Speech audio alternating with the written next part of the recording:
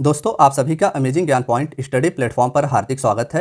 आज के वीडियो में हम सामान्य ज्ञान के मिक्स 25 इंपॉर्टेंट क्वेश्चंस को कवर करेंगे। वीडियो के सभी क्वेश्चंस इंपॉर्टेंट और सिलेक्टेड हैं। आप किसी भी एग्जाम की तैयारी कर रहे हों, ये क्वेश्चंस बहुत ही ज़्यादा यूजफुल आप सभी के लिए साबित होंगे। तो दोस्तों, वीडियो में अंत तक बने रहिएगा और वीडियो अगर पसंद आए तो लाइक करना ना भूलिएगा। चलिए हम आज के वीडियो को पहले क्वेश्चन के साथ स्टार्ट करते हैं। दोस्तों, वीडियो में हमारा फर्स्ट क्वेश्चन है, पश्चिमी तट के उत्तरी भाग को क्या कहते हैं। क्वेश्चन को पूरा एक बार देखिएगा और आंसर देने का आप भी प्रयास कीजिएगा। तो चलिए दोस्तों, आज के वीडियो का हम पहला क्वेश्चन कवर करते हैं। भारत का यह जो समुद्री भाग है अरब सागर में, इसे मुख्यतः 3 भागों में बांटा गया है। इसे भारत के समुद्री तट का पश्चिमी भाग कहा जाता है और यह है भारत का पूर्वी तट।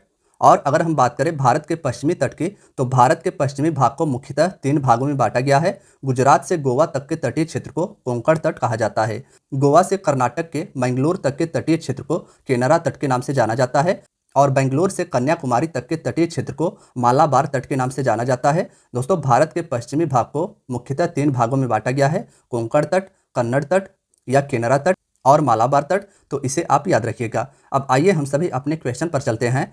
हमारे क्वेश्चन में पूछा गया है, पश्चिमी तट के उत्तरी भाग को क्या कहते हैं। तो इसे आप सभी देख सकते हैं, यह है भारत का पश्चिमी तट और इसके उत्तरी भाग को कोंकण तट के नाम से जाना जाता है। तो इस प्रकार से इसमें हमारा ऑप्शन सी राइट आंसर हो जाएगा। और अब हम बात करें अगर पूर्वी भाग की, तो इसमें 3 तट हैं, उत्कल तट, उत्तरी सरकार तट और कोरोमंडल तट। तो इसे भी आप याद रखिएगा। चलिए हम सभी अपने अगले क्वेश्चन को देखते हैं। फ्रेंड्स, हमारा अगला क्वेश्चन है, 23 दिसंबर 1911 को पहली बार जन गण मन कहाँ पर गाया गया था।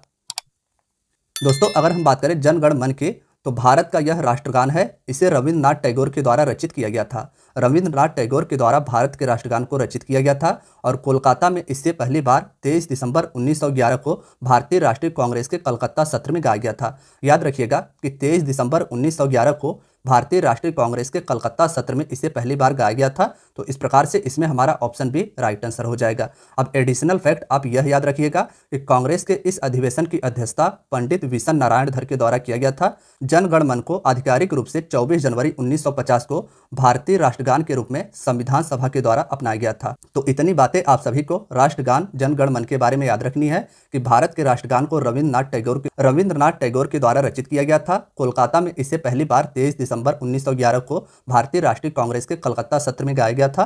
कांग्रेस के इस अधिवेशन की अध्यक्षता पंडित विशन नारायण धर के द्वारा किया गया था और इसे आधिकारिक रूप से 24 जनवरी 1950 को भारतीय राष्ट्रगान के रूप में संविधान सभा के द्वारा अपनाया गया था। फ्रेंड्स, हमारा अगला क्वेश्चन है, मसालों की रानी किसे कहा जाता है। मसालों की रानी किसे कहा जाता है। अगर हम इस क्वेश्चन के आंसर की बात करें, तो मसालों की रानी इलायची को कहा जाता है। इस प्रकार से इसमें हमारा ऑप्शन सी राइट आंसर हो जाएगा। हम बात करें अगर इलायची के उत्पादन की, तो भारत के केरल राज्य के द्वारा इलायची का सर्वाधिक उत्पादन किया जाता है। इलायची का सर्वाधिक उत्पादन भारत के केरल राज्य के द्वारा किया जाता है। मसालों की रानी इलायची को कहा जाता है। मसालों के अगर राजा की बात की जाए, तो काली मिर्च को मसालों का राजा कहा जाता है और इसका भी उत्पादन भारत के केरल राज्य में किया जाता है। अगला है, कर्जन ने भारत का विभाजन कब किया था। दोस्तों, मैप में आप सभी देख रहे हैं, यह है भारत का बंगाल वाला क्षेत्र। तत्कालीन भारत का बंगाल बहुत ही बड़ा एरिया था और इसका विभाजन कर्जन के द्वारा किया गया था। तत्कालीन भारत का गवर्नर जनरल कर्जन था और इसी के द्वारा 1905 में भारत के बंगाल का विभाजन किया गया था। और हमारा क्वेश्चन है कि कर्जन ने भारत का विभाजन कब किया था। तो दोस्तों, कर्जन ने 20 जुलाई 1905 को बंगाल विभाजन के निर्णय की घोषणा की थी। तो इस प्रकार से इसमें हमारा ऑप्शन ए राइट आंसर हो जाएगा। बंगाल का विभाजन 1905 में तत्कालीन गवर्नर जनरल कर्जन के द्वारा किया गया था। अगला है, वीर भूमि किसका समाधि स्थल है। दोस्तों, सबसे पहले हम समाधि स्थल को समझते हैं। किसी व्यक्ति के मृत्यु के उपरांत स्मृति के लिए उसकी समाधि स्थल बनाई जाती है और वीर भूमि किसका समाधि स्थल है, यह हमारा क्वेश्चन का तात्पर्य है। दोस्तों, वीर भूमि राजीव गांधी जी की समाधि स्थल है। यह भारत की राजधानी नई दिल्ली में स्थित है। तो इस प्रकार से इसमें ऑप्शन डी राइट आंसर हो जाएगा। वीर भूमि राजीव गांधी जी की समाधि स्थल है। अब इसके साथ साथ 2-3 और समाधि स्थल आप याद रखिएगा। लाल बहादुर शास्त्री जी के समाधि स्थल को विजय घाट के नाम से जाना जाता है और अगर बात करें इंदिरा गांधी जी के समाधि स्थल की, तो इनके समाधि स्थल को शक्ति स्थल के नाम से जाना जाता है। जवाहरलाल नेहरू जी की बात की जाए, तो इनके समाधि स्थल को शांति वन के नाम से जाना जाता है। शांति वन के नाम से जवाहरलाल नेहरू के समाधि स्थल को जाना जाता है। इंदिरा गांधी के समाधि स्थल को शक्ति स्थल कहा जाता है और लाल बहादुर शास्त्री के समाधि स्थल को विजय घाट कहा जाता है। तो इतना आप सभी को इस क्वेश्चन से याद रखना है। हमारा अगला क्वेश्चन है, वंदे मातरम का नारा किसने दिया था? वंदे मातरम जो कि भारत का राष्ट्रीय गीत है, इसका नारा किसके द्वारा दिया गया था, यह हमारे क्वेश्चन का तात्पर्य है। दोस्तों, वंदे मातरम का नारा या इसके रचनाकार बंकिम चंद्र चटर्जी जी थे। तो इस प्रकार से इसमें हमारा ऑप्शन सी राइट आंसर हो जाएगा। यह गीत पहली बार 1896 में भारतीय राष्ट्रीय कांग्रेस के कोलकाता अधिवेशन में गाया गया था। 1896 में भारतीय राष्ट्रीय कांग्रेस के कोलकाता अधिवेशन में भारत के राष्ट्रीय गीत वंदे मातरम को गाया गया था। इसके रचनाकार बंकिम चंद्र चटर्जी जी थे और 24 जनवरी 1950 को भारत के संविधान सभा के द्वारा वंदे मातरम गीत को भारत के राष्ट्रीय गीत का दर्जा प्रदान किया गया। भारत का राष्ट्रीय गीत वंदे मातरम है। इसे 24 जनवरी 1950 को भारत के संविधान सभा के द्वारा राष्ट्रीय गीत का दर्जा प्रदान किया गया था। यह पहली बार 1896 में भारतीय राष्ट्रीय कांग्रेस के कोलकाता अधिवेशन में गाया गया था। तो इतना आप सभी को इस क्वेश्चन से याद रखना है। फ्रेंड्स, हमारा अगला क्वेश्चन है, राष्ट्रपति के कार्यकाल की रिक्ति को कितने महीनों के भीतर भरा जाना चाहिए? दोस्तों, भारत के राष्ट्रपति का पद रिक्त होने पर भारत के उपराष्ट्रपति के द्वारा भारत के राष्ट्रपति का पद संभाला जाता है। तो इसे आप याद रखिएगा कि भारत के राष्ट्रपति का पद रिक्त होने पर भारत के उपराष्ट्रपति के द्वारा भारत के राष्ट्रपति का पद संभाला जाता है और भारत का उपराष्ट्रपति केवल 6 माह तक कार्यवाहक राष्ट्रपति के रूप में कार्य कर सकता है। तो इस प्रकार से इसमें हमारा ऑप्शन सी राइट आंसर हो जाएगा कि राष्ट्रपति के रिक्ति को 6 माह के भीतर भरा जाना चाहिए। नेक्स्ट है, भारत की किस नदी को वृद्ध गंगा कहा जाता है? फ्रेंड्स, अगर इस क्वेश्चन के आंसर की बात की जाए तो इसमें हमारा ऑप्शन डी गोदावरी नदी राइट आंसर हो जाएगा। भारत के गोदावरी नदी को वृद्ध गंगा कहा जाता है। अगर हम बात करें गोदावरी नदी की, इसका उद्गम महाराष्ट्र के नासिक जिले के त्र्यंबक गांव के एक पहाड़ी से होता है। प्रायद्वीपीय भारत की यह सबसे बड़ी नदी और सबसे लंबी नदी है। यह नदी बंगाल की खाड़ी में अपना मुहाना बनाती है और इस नदी को वृद्ध गंगा या दक्षिण की गंगा कहा जाता है। इसे आप याद रखिएगा। चलिए दोस्तों, हम सभी अपने अगले क्वेश्चन को देखते हैं। भारत के किस राज्य में लोनार झील स्थित है? यह हमारा अगला क्वेश्चन है। लोनार झील भारत के किस राज्य में स्थित है? इस क्वेश्चन का आंसर आप सभी को बताना है। अब चलिए इस क्वेश्चन के आंसर को हम देख लेते हैं। दोस्तों, लोनार झील महाराष्ट्र में स्थित एक खारे पानी की झील है। याद रखिएगा कि लोनार झील खारे पानी की झील है और यह महाराष्ट्र राज्य में स्थित है। इसका निर्माण एक उल्का पिंड के पृथ्वी के टकराने के कारण हुआ था। नेक्स्ट है, भारत का नेपोलियन किसे कहा जाता है? भारत का नेपोलियन किसे कहा जाता है या किसे कहते हैं? इस क्वेश्चन का आप सभी को आंसर बताना है। दोस्तों, हम बात करें अगर इस क्वेश्चन के आंसर की, तो गुप्त वंश के राजा थे समुद्रगुप्त और इनके साम्राज्य विस्तार के कारण इन्हें भारत का नेपोलियन कहा जाता था। तो इस प्रकार से इसमें हमारा ऑप्शन भी राइट आंसर हो जाएगा। नेक्स्ट है, मसालों का बगीचा किस राज्य को कहा जाता है? मसालों का बगीचा किस राज्य को कहा जाता है? इसका आंसर आप सभी को देना है। दोस्तों, मसालों का बगीचा केरल राज्य को कहा जाता है। इसमें हमारा ऑप्शन भी राइट आंसर हो जाएगा। अब इसके साथ साथ आप यह याद रखिएगा, कश्मीर में केसर का सर्वाधिक उत्पादन होता है, इसीलिए कश्मीर को केसर का शहर कहा जाता है। नेक्स्ट है, फिरोज शाह कोटला क्रिकेट स्टेडियम कहां पर स्थित है? फिरोज शाह कोटला स्टेडियम कहां पर स्थित है? अगर इसकी बात की जाए तो दोस्तों, फिरोज शाह कोटला स्टेडियम जिसके अंतर्गत क्रिकेट का खेल खेला जाता है, यह भारत की राजधानी नई दिल्ली में स्थित है। इसमें हमारा ऑप्शन भी राइट आंसर हो जाएगा। अब इसका नाम बदलकर अरुण जेटली क्रिकेट स्टेडियम कर दिया गया है, इसलिए अब इसे अरुण जेटली स्टेडियम के नाम से जाना जाता है। और इसके साथ साथ आप याद रखिएगा कि कोलकाता में ईडन गार्डन स्टेडियम स्थित है। कोलकाता में ईडन गार्डन स्टेडियम स्थित है। मुंबई में वानखेड़े स्टेडियम स्थित है। नेक्स्ट है, एलबीडब्ल्यू शब्द का किस खेल से संबंध है? एलबीडब्ल्यू शब्द किस खेल से संबंधित है? इसका आंसर आपको बताना है। फ्रेंड्स, अगर इस क्वेश्चन के आंसर की बात की जाए तो एलबीडब्ल्यू, बाई, चाइनामैन, ये 3 शब्द क्रिकेट से जुड़े हुए हैं। अन्य भी शब्द हैं, लेकिन इन 3 को आप याद रखिएगा कि एलबीडब्ल्यू, बाई और चाइनामैन ये सभी शब्द क्रिकेट खेल से जुड़े हुए हैं। तो ऑप्शन सी इसका राइट आंसर हो जाएगा। अब हॉकी की बात की जाए, इसका एक प्रमुख खेल शब्दावली है जिसे पेनाल्टी के नाम से जाना जाता है। हॉकी से पेनाल्टी जुड़ा हुआ है। नेक्स्ट है, किस व्यक्ति ने गांधी जी के नमक सत्याग्रह की तुलना नेपोलियन के पेरिस यात्रा से की थी? दोस्तों, अगर हम बात करें नमक सत्याग्रह की, तो इसे डांडी मार्च या डांडी सत्याग्रह कहा जाता है। साल 1930 में अंग्रेज सरकार ने जब नमक पर कर लगा दिया था, तो महात्मा गांधी ने इस कानून के खिलाफ आंदोलन छेड़ा था। यह ऐतिहासिक सत्याग्रह गांधी जी समेत 78 लोगों के द्वारा अहमदाबाद साबरमती आश्रम से समुद्र तटीय गांव दांडी तक पैदल यात्रा थी, जो 12 मार्च से शुरू हुई थी और 6 अप्रैल 1930 को नमक हाथ में लेकर नमक विरोधी कानून भंग करने का आह्वान किया गया था और इस सत्याग्रह की तुलना सुभाष चंद्र बोस जी के द्वारा नेपोलियन की पेरिस यात्रा से की गई थी, तो इसे आप याद रखिएगा। सुभाष चंद्र बोस जी के द्वारा गांधी जी के नमक सत्याग्रह की तुलना नेपोलियन के पेरिस यात्रा से की गई थी।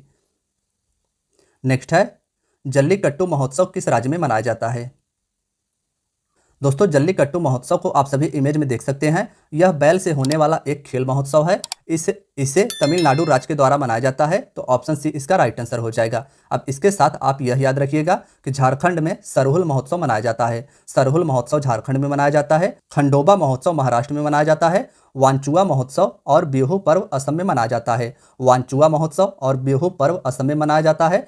ट्यूलिप फेस्टिवल, यह भी इंपॉर्टेंट है, यह जम्मू कश्मीर में मनाया जाता है। और गणगौर महोत्सव, पुष्कर मेला, यह 2 महोत्सव राजस्थान के प्रमुख महोत्सव हैं। नेक्स्ट है, रक्त एक विलयन है जो क्या है? अब ऑप्शंस देख के आप सभी को बताना है कि रक्त क्या है। दोस्तों, अगर इसके आंसर की बात की जाए तो रक्त एक क्षारीय है। क्षारीय उसे कहते हैं जिसका पीएच मान 7 से अधिक होता है और जिसका पीएच मान 7 से कम होता है उसे अम्लीय कहा जाता है। और रक्त एक क्षारीय है जिसका पीएच मान 7.4 है। नेक्स्ट है, गीता रहस्य पुस्तक किसके द्वारा लिखी गई? दोस्तों, गीता रहस्य पुस्तक इसे लोकमान्य बाल गंगाधर तिलक के द्वारा मांडले जेल में लिखी गई थी, तो ऑप्शन बी इसका राइट आंसर हो जाएगा। वर्तमान म्यांमार और तत्कालीन बर्मा के मांडले जेल में गीता रहस्य नामक पुस्तक लोकमान्य बाल गंगाधर तिलक के द्वारा लिखा गया था। नेक्स्ट है, किस मिट्टी को रेगुर मिट्टी के नाम से भी जाना जाता है? दोस्तों, अगर हम बात करें रेगुर मिट्टी की, तो कपास की खेती के लिए यह मिट्टी काफ़ी ज़्यादा इंपॉर्टेंट है।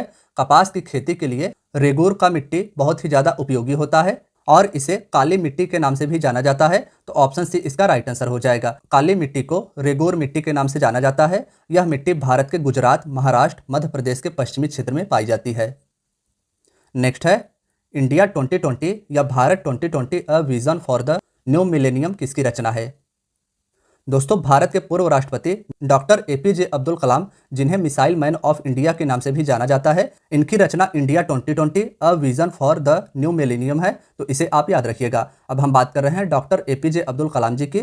इनकी 2-3 और रचनाओं के नाम याद रखने हैं आपको। इग्नाइटेड माइंड्स, ये डॉक्टर एपीजे अब्दुल कलाम की रचना है। विंग्स ऑफ फायर, यह भी डॉक्टर एपीजे अब्दुल कलाम की रचना है।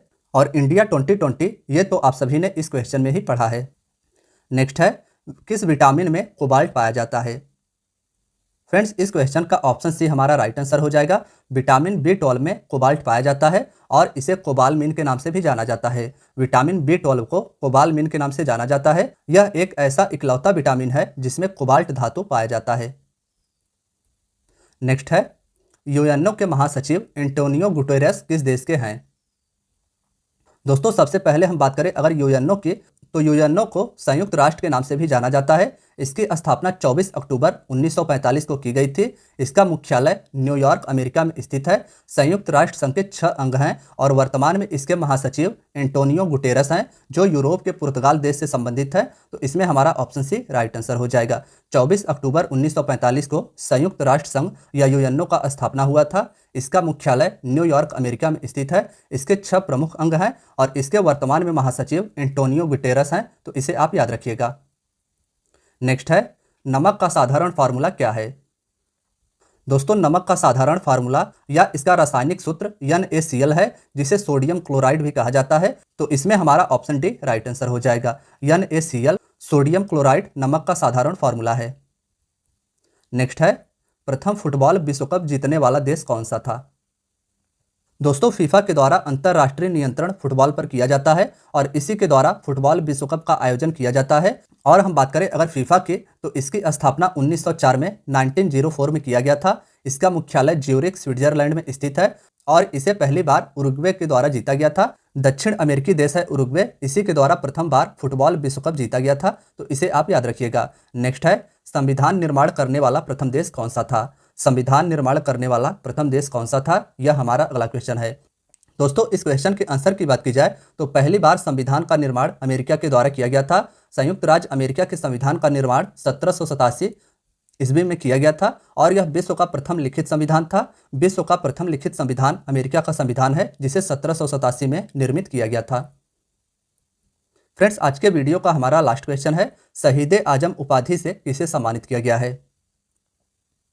शहीद आजम उपाधि की बात की जाए तो इससे भगत सिंह जी को सम्मानित किया गया था, तो ऑप्शन सी इसका राइट आंसर हो जाएगा। अब अन्य की बात की जाए तो दोस्तों सरदार वल्लभ भाई पटेल जी को सरदार की उपाधि बारदोली की महिलाओं के द्वारा दिया गया था। देश रत्न या अजात शत्रु राजेंद्र प्रसाद जी को कहा जाता था और यह उपाधि इन्हें महात्मा गांधी जी के द्वारा दिया गया था। देश रत्न डॉक्टर राजेंद्र प्रसाद जी की उपाधि थी, अजात शत्रु डॉक्टर राजेंद्र प्रसाद की उपाधि थी। इन दोनों उपाधियों को महात्मा गांधी जी ने डॉक्टर राजेंद्र प्रसाद को दिया था।